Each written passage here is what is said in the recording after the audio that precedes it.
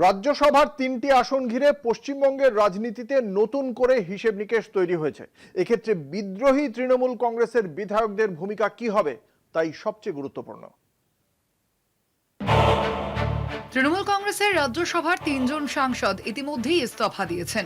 রাজনৈতিক মহলে জল্পনা আগামী দিনে আরো কয়েকজন সাংসদ দল ও পদ ছাড়তে পারেন।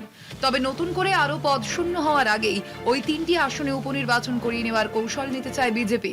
দলের অঙ্ক অনুযায়ী 3টি আসনে উপনির্বাচন হলে বিধানসভার বর্তমান শক্তিসাম্য বিচার করে 3টি বিজেপির ঝুলিতে যাওয়ার সম্ভাবনা রয়েছে।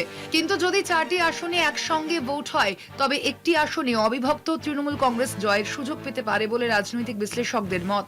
বিধানসভায় বিজেপির বিধায়ক সংখ্যা প্রায় 208 এবং তৃণমূলের 80, এই সমীকরণকেই মূল ভিত্তি হিসেবে ধরা হচ্ছে। তবে বাস্তব রাজনীতিতে বিদ্রোহী তৃণমূল বিধায়কদের অবস্থান নিয়ে ধোঁয়াশা রয়েছে।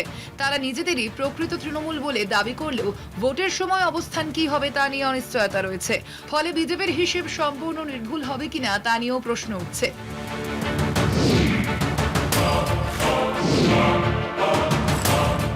রাজ্যসভার যে 3 জন সাংসদ ইতিমধ্যেই ইস্তফা দিয়েছেন তারা হলেন সুখেন্দু শেখর রায়, সুস্মিতা দেব এবং প্রকাশ চেক বড়াইক। তাদের ইস্তফার পর কয়েকদিন কেটে গেলেও নতুন করে আর কোনো পদত্যাগ হয়নি। তবে নির্বাচনের আগে রাজ্যসভায় আরো একজন সাংসদ ইস্তফা দিতে পারেন বলে আগে থেকেই জল্পনা ছিল। সূত্রের দাবি, গেরুয়া শিবির চাইছে এই 3টি আসনেই দ্রুত উপনির্বাচন হোক।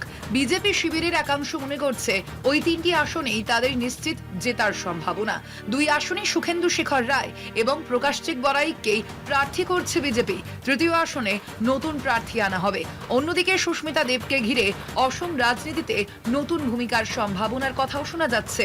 তবে এখনো পর্যন্ত 3 জনের কেউই আনুষ্ঠানিকভাবে বিজেপিতে যোগ দেননি। কনাদ দাশগুপ্তের রিপোর্ট, কলকাতা টিভি।